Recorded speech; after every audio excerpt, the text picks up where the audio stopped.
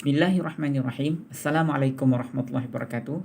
Tuan-tuan dan puan-puan yang dirahmati Allah sekalian, hari ini kita akan masuk satu pelajaran baru yang mana perkara ni sebelum kita mulakan daripada awal, saya nak jelaskan sikit je ya. Ada kalimat-kalimat yang isim tapi ramai pelajar menyangkakan kalimat tersebut merupakan kalimat sendi, kalimat haraf. Dia sebenarnya kalimat isim tapi ada pelajar-pelajar yang menyangkakan kalimat-kalimat tersebut merupakan kalimat haraf. Yang ini saya akan jelaskan sedikit pada tuan-tuan hari ini. Walaupun pembelajaran ni kita akan bahas panjang pada peringkat yang kedua, tapi mukadimah dia saya kena jelaskan hari ini tuan-tuan ya. Baik, sebelum tu izinkan saya untuk ulang semula secara ringkas apa yang telah pun kita pelajari sebelum ni tuan-tuan ya. Yang mana dalam Al-Quran hanya ada 3 jenis kalimat saja.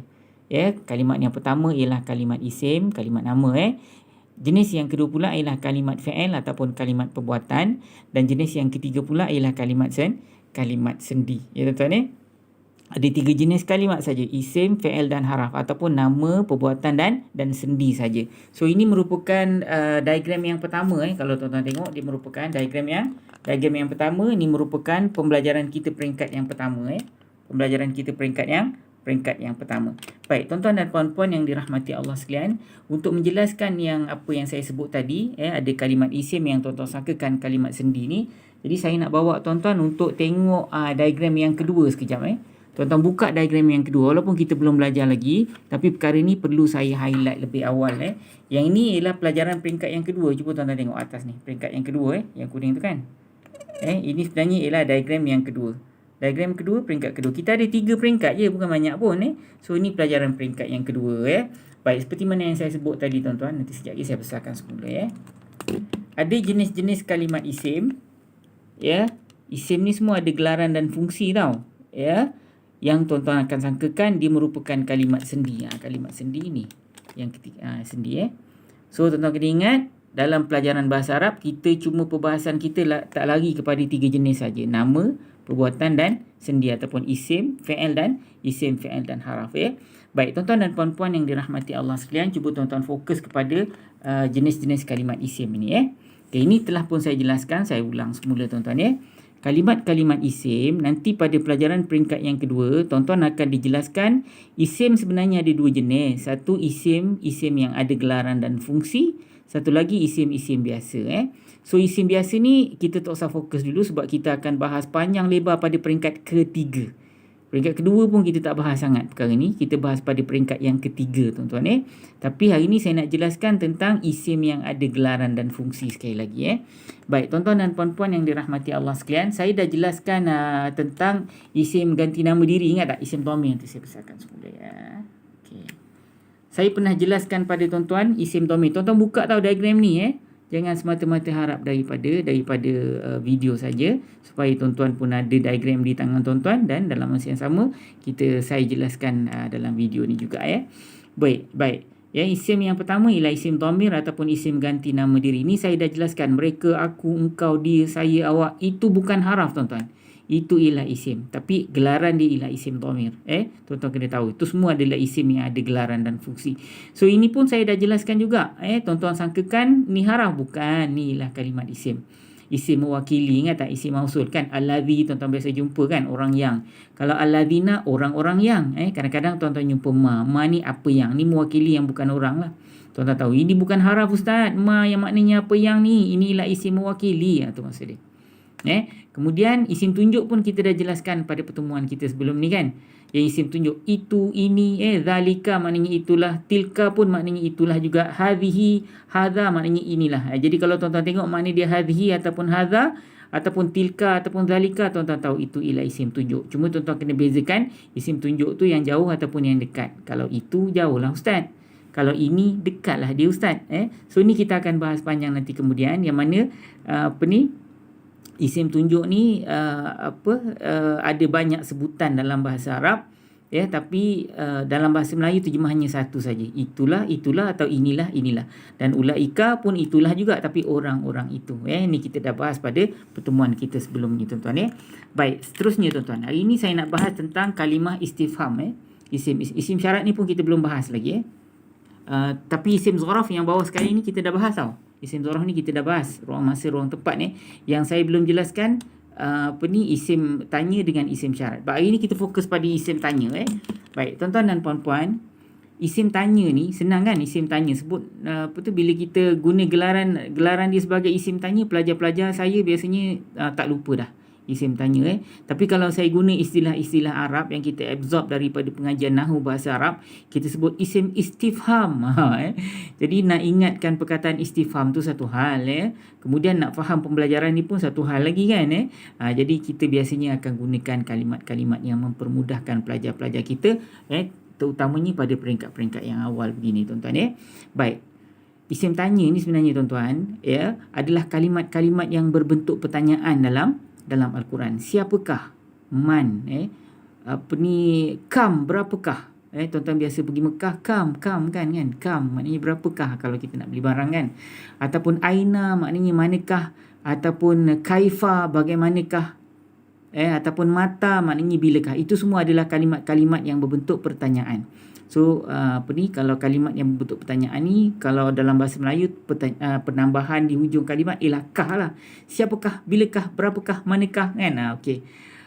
Tuan-tuan dan puan-puan yang dirahmati Allah sekalian, semua kalimat pertanyaan dalam Al-Quran semuanya adalah isim tanya. Kecuali 2 saja kalimat pertanyaan yang bukan isim, dia termasuk dalam kelompok haraf. Apa dia? Sebentar tuan-tuan, sekali lagi saya ulang. Semua kalimat yang berbentuk pertanyaan dalam Al-Quran, dalam bahasa Arab, dia merupakan isim tanya. Di isim yang ada gelaran dan fungsi lah kan. Gelarannya apa? Isim tanya. Kalau dalam istilah nahwu bahasa Arab, kita belajar sistem lama dia panggil istifham. Isim istifham. So kita fokus pada yang bahasa Melayu dulu. Isim tanya. Isim istifham ni kalau tuan-tuan nak hafal, alhamdulillah. Tapi untuk peringkat ni saya tidak wajibkan lah. Tuan-tuan kata isim tanya pun sudah memadai bagi saya. Okey, tuan-tuan dengar. Dalam banyak-banyak isim tanya ni hanya ada 2 saja yang haraf tanya. Bukan isim, haraf tanya. Okey, tuan-tuan pergi dekat kolom yang warna pink. Kolom yang warna pink, cuba tuan-tuan tengok belah-belah bawah ni tuan. Bawah sekali nombor 7. Nombor 7. Dia sebenarnya ada 10 yang kita bawa dalam diagram ni. Tapi kalau tuan-tuan tengok betul-betul, tuan-tuan tengok yang bawah sekali, dia ada haraf tanya, nampak? Haraf tanya. So kalau haraf tanya ni ada 2 saja, tuan-tuan. A dengan hal. Kalau tuan-tuan jumpa A maknanya adakah, ataupun hal pun maknanya adakah juga. Jadi jangan tuan-tuan kata isim tanya pula. Hanya A dengan hal sahaja haraf tanya, nampak tak? Tapi kalau siapakah, bilakah, berapakah, manakah, bagaimanakah, semua isim tanya yang kita tunjuk tadi. Tapi kalau A dengan hal sahaja, dia termasuk dalam kelompok haraf tanya. Ingat tak? Haraf tanya. A dengan hal. Ingat ni tuan-tuan A dengan hal saja. Itu maknanya adakah. Adakah. So itu ialah haraf tanya. Okey tak tuan-tuan? Baik, hari ni kita nak masuk dalam ayat kita. Kita akan bahaskan ayat daripada surah Al-Fil. Surah Al-Fil. Okey, tuan-tuan tunggu sebentar, saya bawakan pada tuan-tuan. Alright. Surah Al-Fil. Sebentar tuan. Okey. Surah Al-Fil, kita ambil ayat yang mula-mula. Ni ayat mula-mula. Nanti saya kecilkan semula. Alright. Tuan-tuan.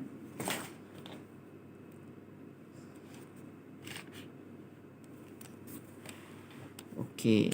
Alam tara kaifa fa'ala rabbuka bi ashabil fil. Nanti saya bacakan. Okay, tengok dulu tuan-tuan Saya baca, tuan-tuan puan-puan semak A'udzubillahi minasyaitonirrajim. Bismillahirrahmanirrahim. Alam tara kaifa fa'ala rabbuka bi ashabil fil. Alam tara kaifa fa'ala rabbuka bi ashabil fil. Alam tara, ada tak kalimat yang berbentuk pertanyaan, tuan-tuan? Kita ada 2 kalimat yang berbentuk pertanyaan Kita ada A dengan kaifa, nampak ni? A dengan kaifa. Nampak tak? A maknanya adakah, kaifa maksudnya bagaimanakah ataupun bagaimana. Okey, kita tengok makna dia dulu, tuan-tuan, baru kita masuk teknikal. Alam tara kaifa fa'ala rabbuka bi ashabil fil. Maknanya apa?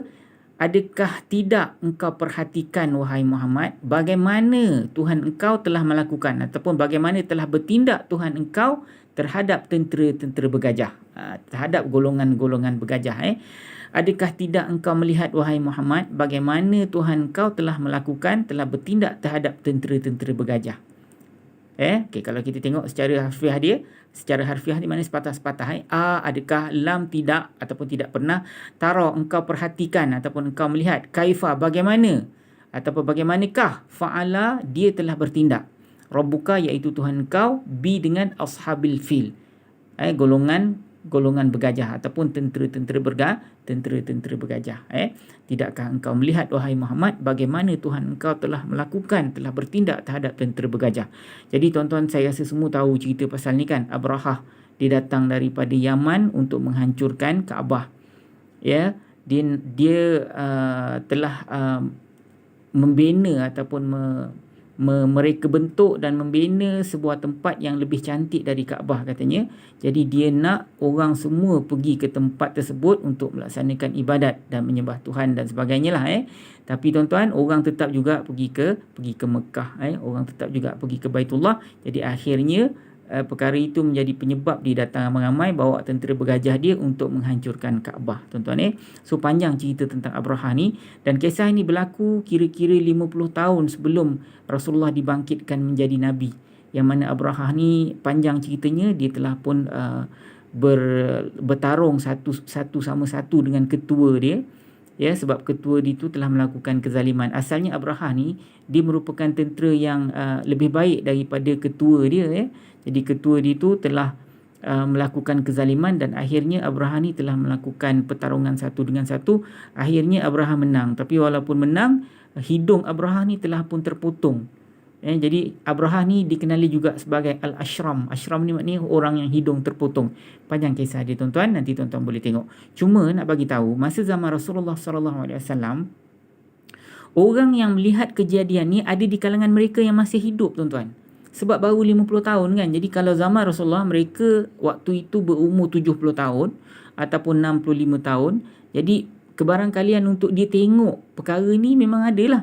Sebab dia pun nampak. Tapi masa tu dia kecil-kecil lah. Mungkin umur dia dalam 10 tahun ke 15 tahun ke ataupun 8 tahun. Jadi dia nampak perkara ni. Dia boleh ingat perkara ajaib ini berlaku. Baik, tuan-tuan dan puan-puan, jom kita tengok teknikal dekat dalam konteks saya ini. Tapi izinkan saya ulang makna dia sekali lagi. Mudah-mudahan Allah pemudahkan. Okay, alam tara kaifa fa'ala rabbuka bi ashabil fil. Adakah tidak engkau perhatikan wahai Muhammad bagaimana telah melakukan Tuhan engkau ataupun Tuhan engkau telah melakukan terhadap tentera bergajah. Tidakkah engkau perhatikan wahai Muhammad? Itu maksud dia. Baik, tuan-tuan, maknanya adakah kan? Okey, tuan-tuan ingat tak? Ni isim ke fi'il ke haraf, tuan-tuan? Okey, kalau tuan-tuan tengok pada diagram kita tadi, kalau saya bawa balik semula pada tuan-tuan, ni termasuk dalam kelompok haraf. Ingat tak? Dia termasuk dalam kelompok haraf ataupun sendi. Betul ke tidak, tuan-tuan? Dia ada dekat bawah ni. Ni dia termasuk dalam kelompok haraf tanya.